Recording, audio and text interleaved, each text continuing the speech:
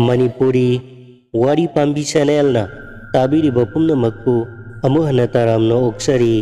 ngasisu mayamge ngaihak pothananabagidamag anauba Manipuri horror story amakag puduna laksari ngasi mayamgidamagta puduna laksari ba anauba horror story sige maming Minamba Nungsiba horror story sige writer Laisram Korau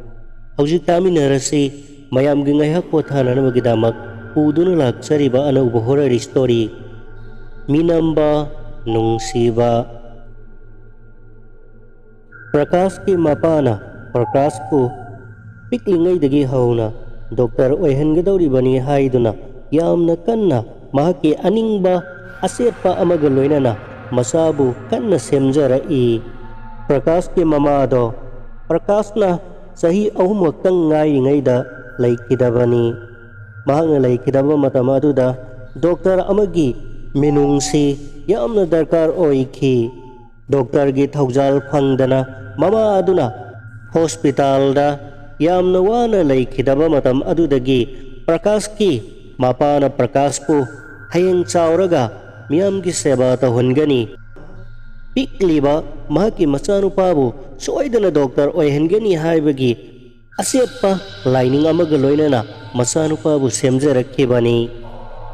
Prakash na khara mapung maray farakpa chauraklaba matam adudadi Prakash ko mapana 24-hour mahaku senabadi ngamkide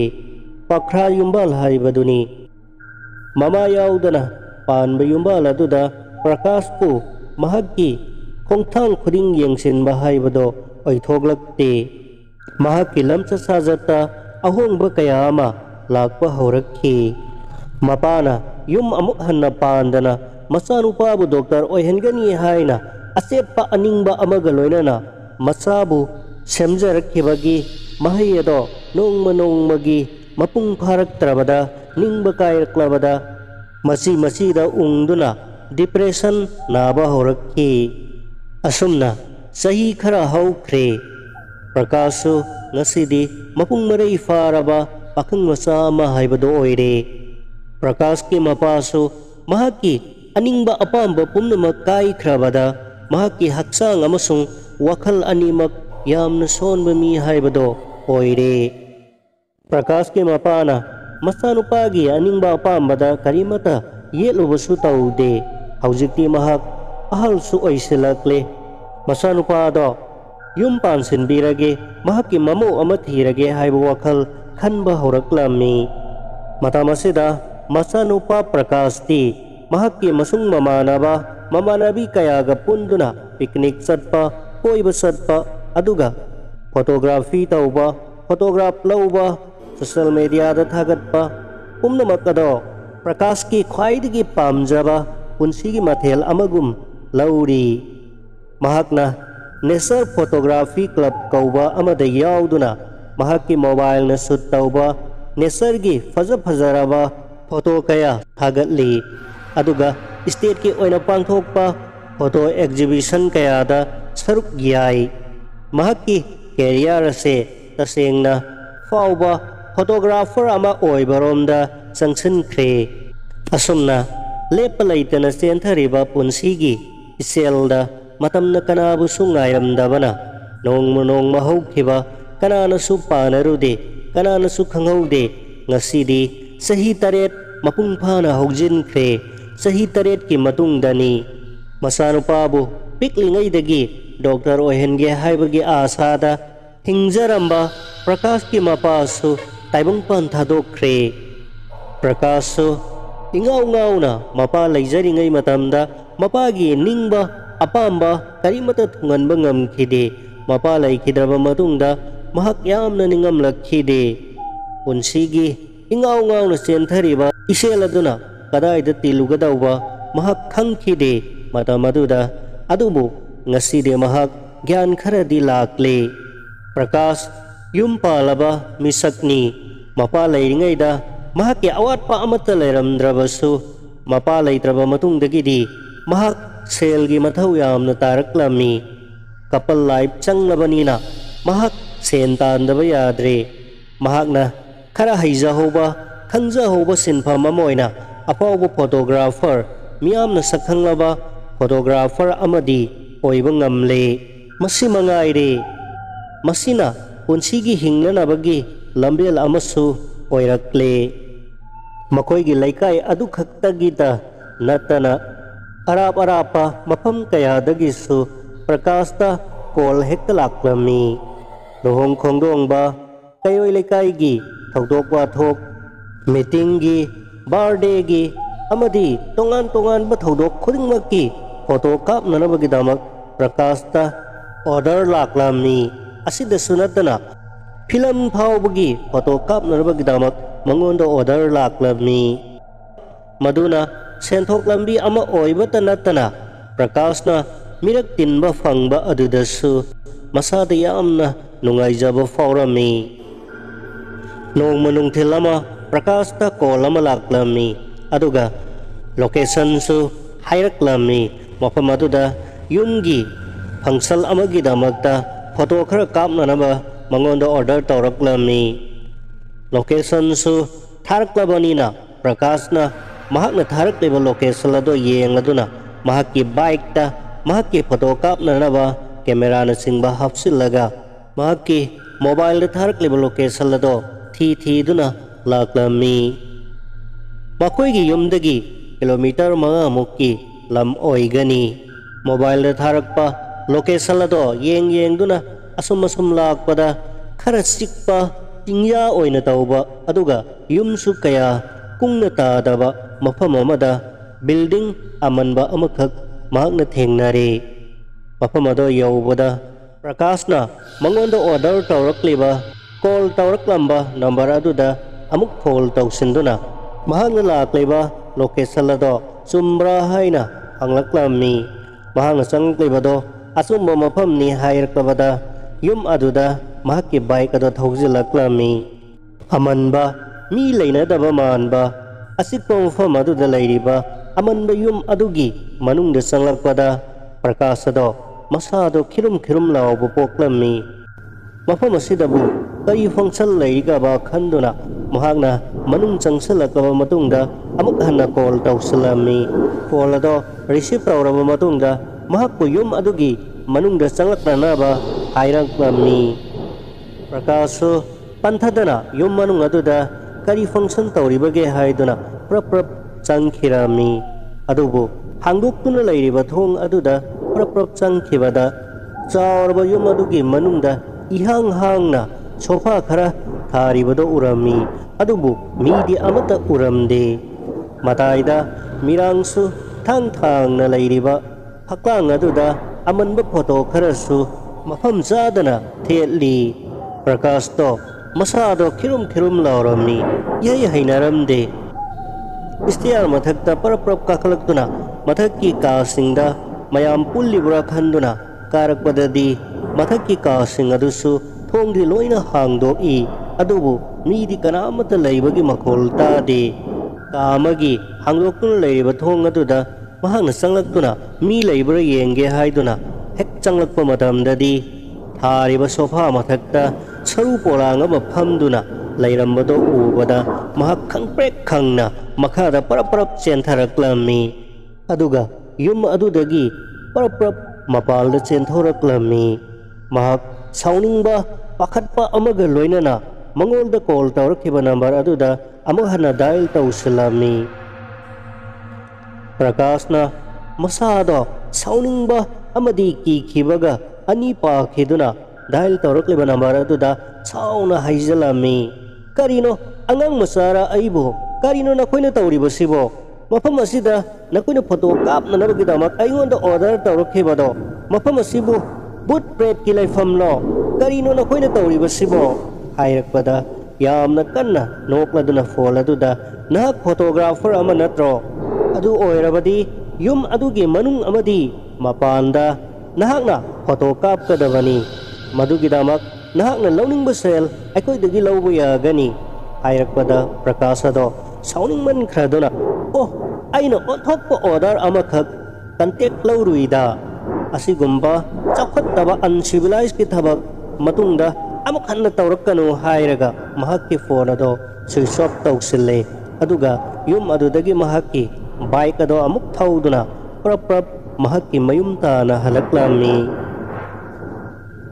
sauningba henman khiduna masindadi kari no pangangda ngangkhrabasu Prakasa do namitugi thaudo ado mahakki punsida mamangda amuktasu thokidriba thengnakidriba oibanina masado haujiksu pakhatpana umang anapi kari mahakna pakhana mahakki bike to thauduna yumda halakpa matam adudadi namidang waigi mangsuk tawrakpa matam adudani anayamna sangna thawraklabagi tungda yum yaugadaba Karadang ngaisilakaba matam aduda lambida itha thajadana nupi ama salam mado mahang na uki kara nupi no sukraba mafam asida matonta satlisibo masibu aigi gari daga tongge hair kadawri jala haina nupi do hek uba maktada mathamoida khanki haibaga tawbaga mahakki manak hek yorakpada nupi aduna gari ado khamlakki nupi adugi manak hek yobadadi prakasna nupi ado atai kanamata oiramdre mahakki loinabi puja oiramle itha thajadana mafam aduda lairambadudha prakasna haima puja nangdi mafam sida kamdona leiramleba kaidoramino haiba sida pujana noklaga nangbu thiraine tamobu thiraine amose handakti yumda kaya laite photo kablibani haiduna ne masang matau fajabi nupi kaya ama khangnarabra haiduna singnaduna tamogi khongul libala ine airakpada prakasado yamna sauna nangse matong yamna sade nangi nawong na tawse kiba ma yawsila lebe ma haiduna pujado mahaki gari maningda haplaga makoigi yumtana lakminarami prakaska pujaga makoy animak yumaduda parprap sanglakpada makoigi thongjawado manunglomda amuk londuna leirami mado ubada prakasna kanana muk thongse manungda loliba nangna laadi mapanda thong lolam mayadro manungda kana leige thong manungda lolisibo haiduna thong nakanda paliba doorbell adu khinglammi matamaduda manungdagi thong hangdoraklammi tamo hanbirakle haiduna thong ado hek hangdorakuna mahakki nupi puja hek thorakpado ubada prakasna mahakka ngasaidagi langminariba nupi aduna kanano haiduna nakanda yeng thorakpada mahakki nupi pujaga sak chap manana leptuna leibado ubada prakasto karimata hayamdana tumina mafam aduda wanthakre prakasna gyan tarako matamda mahakki phamung aduda tumduna leiramli koini yenglakpada mahakki nakanda saukri amada mahakki nupi puja hamduna leirammi aduga kanna noklaga prakasta hairaklamni nahak ngasi haiba numit asidagi mafam asidagi sungthok thokpa yaroi mafam asida lengdana adumak leigadabani karigumba nahakna yum asidagi nanthokhtuna sienge honaraklaba nangi nathwai mangle khangu prakasto ingak ngakladuna itha thajadana karino puja nangna nganglibadubu nangbu ngaurobro nangna nganglibadubu karino hairaklammi madamaduda pujana ai puja natte ai nangi nupi puja natte ai dipika puja haina aingonda amuk hana kaurakanu nakhori saramado metkaiduna hatkani haina yamna sauna mamit ado lauthoklaga ngangnaduna hairaklammi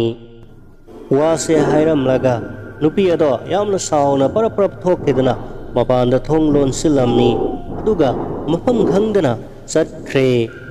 prakasto masado chok thana yamna wana hamung adudagi tapna hogalaklammi aduga mahakki thonga aduda yenglammi thong adusu namduna yenglammi adubu thong ado hangdokpa yadre mapanda pona thajillamle prakasto mangla taibanglo karino tawribasibo haiduna matomta gyan mangduna makhada famthakre namitugi numidang thenglaba matamda nupi ado amuhanna mahakki kada acha thak khara puraduna changlaklammi Prakashna puklauna hogatuna karino puja nang bungaura bro nang na tawri bisibu karino haiduna sauna ngangaklami matamatuda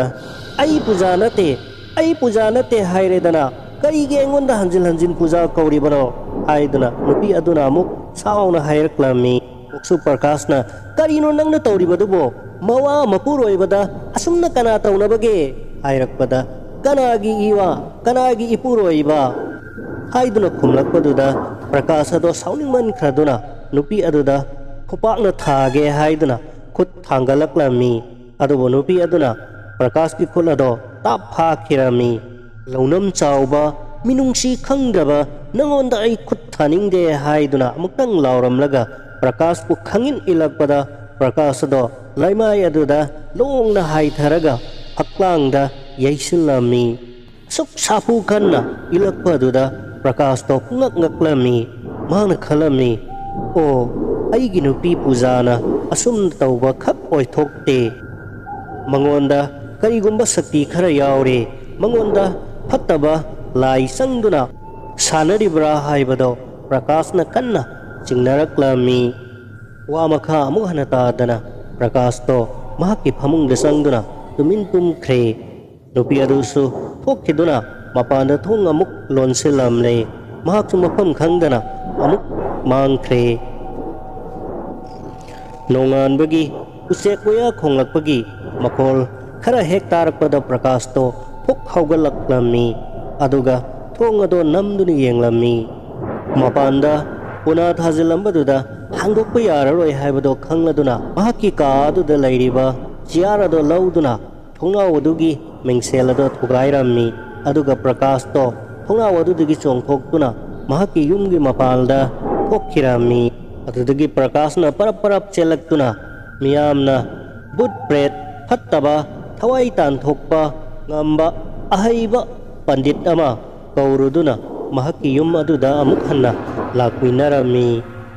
yum aduda changlakpa magtada pandit ado masada pirakleba sakhina aduda yum aduda phattaba thawai ama changduna leire haibase pandit aduna Prakashta hairaklammi Prakashna su thokreba thodokki wari pumba pandit aduda liduna tahankrabani makhoi ani yum manungda prap changminaraktuna mahaki nupi puja adubu thiraklammi makhoinina prap changlakpada Prakash ki ka aduda chawkri amada puja ado noktuna hamduna leirammi Prakashna puja nang hojikti karimata warugano aina pandit puduna laklabani haiba magtada makhoigi thong ado masa mathanta mapanda kona thaduna thingjin kirami panditna o aimak yauna nang na adom na kihalliba nang nasana nasabu kanano haibado sakta o natrabadi aina nangbu pudak asida ut olhan gani hairaklammi nupi aduna khangna noktuna nangna kari tawba ngamjagadagi hairakpada pandit aduna mahaki khaw manungdagi yaingang asuba khara lauthorklammi maduda mantra khara sonduna chaisinbada nupi ado kanna kablaklammi hayo nahak pujara natraga kanano sengna hayo haiduna amuksu yaingang makup aduda sonduna chaisilakpada nupi ado mamit thupladuna laimaida on thoina kaplaga aihak pujanate aihak dipikani haiduna lauraklammi panditna dipika haibadi kanano mayak sengna tau haina amuksu jaingang makup aduda mantra sonduna chaisilakpada mahakado kanna kapkhalaklammi panditna karigino adu oirabadi nahakna mafam asida changlakliba maduda nupi aduna aihak laman khumlibani minamba nungsiba amagidamak aihak laman khumbalaklibani laman khumlibani haiduna kanna lauraklammi maduda Prakashna kanada laman khumliba karigidamak laman khumlibano hanglakpada nupi aduna nangondani nangi nathaktani laman khumliba nangi nungsibadi minambani tausinabani haiduna nupi aduna mamitagi mapi taba makai hairakpada Prakash ki thamoida tinglauba ma haukhirami haukraba thodok amagi wari khudakta ningsinglaklammi mado ningsingluraga Prakashna hairaklammi, ayhak kanadasu minamkhide. Deepika, ay nangonda minamkhide. Nupi aduna, karigi minamdani. Nang naibu, nangi arepa nungsibani haijinduna, ayhak po nahakki oikhiba natra. Aduga, aroiba pungpham, yausilakbaba matamda, nahakki babana ingonda konta halaktuna, ayhak po tina say halakhiba natra. Ayhak po mama oiba pamde, sijakho haiduna kayarak hanna ingonda, phonda ikaiba pibirakhiba natra. Asida sunatana, nahakna, ibu, siyan bagi matam tharaba matam aduda, nahakki marup sangkar tharaktuna, aiga luhongba ngamlaroi, ayhak yum panminaroi, nangi babana yade haiduna, aingonda pau chelakhiba natra. Numit aduda, nangi babagi wangang amadi, nangi pau ado tabada ayhak thamoi sokpa henman khiduna, aikhoigi yumgi dalal adudagi chongtharaga ayhakki thawai thakhibani. Nahakki nungsibadi minamba matam adudagi aina nangbu soidana laman khumgani haina khankhi. Madugidamaktani ngasi aina nangi nafamda nangi nakada yetlariba. Wado tabada Prakashna, oh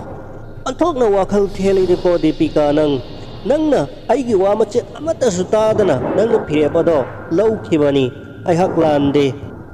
nangonda karamatana nangbu yaningdaba hongdokhibasu laite. Aigi babana nangonda fol tawduna haikhibasu laite.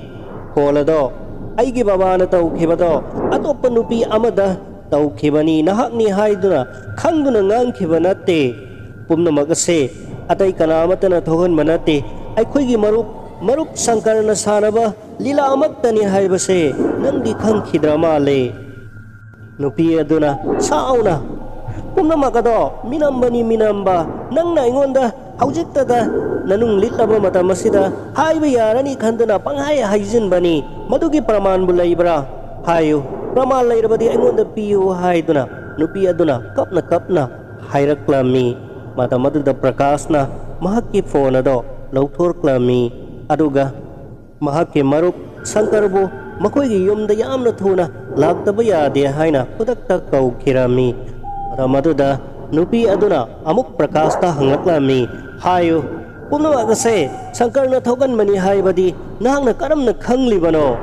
Maduda Prakashna hairaklammi, Deepika, tasengna thaudokching ado karimata aidi khangdabani. Nongma aigi babagi anabagi-damak hospital da pukhatpa matamda marup sangkarado mahakki manaunupa nabagi doctor da leirammi.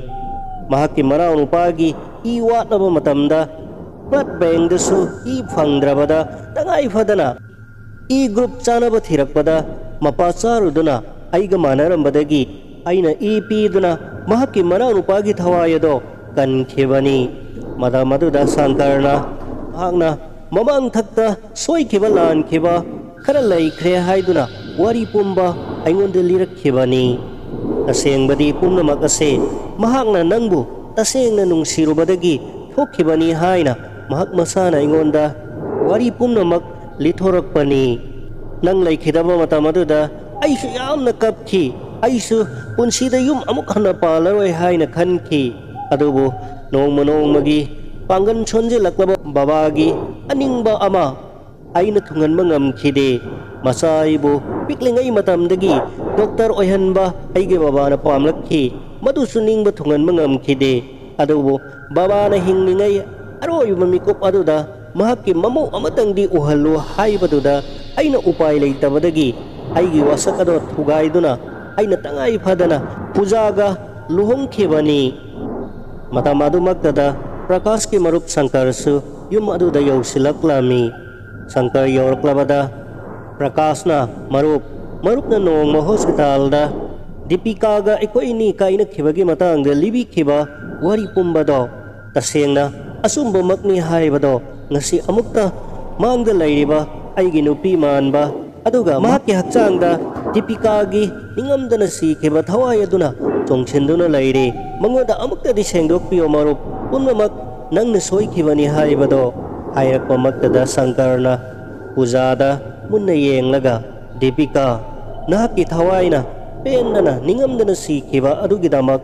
ayhakki thawai busu nahakna ngasimuk lauduna laman khumbiyu tasengna thodok ado aina nangbu thamoi sengna nungsirubadagi aina nangbu pambadagi Prakash ka nakhoi ani kaina nanaba aina sinkhiba thorangni aina nangbu tasengna fangani haina khalubadasu aranba oiramle nahakti itha thajadana aikhoi khwai khudingmakpu thajadana hondoklamlaga chatkibani aina khalluba pumnamak aranba ngaktani marup Prakash ki mara laite aina khudingmak thohankhibani nahak aihakpu amuktang ngakpiu aduga nahakna laman khumge khallabasu Prakash ta khumbagi mahutta aingonda oina khummu haina Sankarna mamitagi mapitana hairaklammi mata maduda pujagi haksangda songchinduna lairiba Deepika gi thawai aduna kanna kap lawba horaklammi pumnamak aina wakhal thenkibadagi oikhiba ngaktani nakhoi anigi nungsibabu aina ikai khumnei pumnamak ase aina asumaran khangdringai laukhiba phirep aduna oihankhiba ngaktani ai ngasidagi nakhoi kanadasu awaba piraroi he lakpiriba pandit aihakpu mukti phanganbiro nahakki mantragi saktina aihakpu amuk hanna taibang mioibagi marakta laiduna mingonda awaba pidananaba aigi oiba lambi amada chalhanbiro haina kapna haijaraklammi matamaduda panditna mahakki khawdagi holy water khara puthoraktuna mahakna mantra solami aduga pujagi hakchangda changliba Deepika gi thawai adubu tanthoklammi tanthokraba thawai adubu amuk hanna pandit aduna kausinduna mahakki likli manungda fajinduna thamlammi fajilaba thawai ado ningkha tamna mahakki anaubo mapok amuk hanna fangnanabagidamak mai kauba laida puja taurammi asomna pandit aduna mahakki ahanba mapok langon ado loisinduna mathangi langon amada anauba mapok ama poklunanabagidamak sargada thabi khirami. You must die.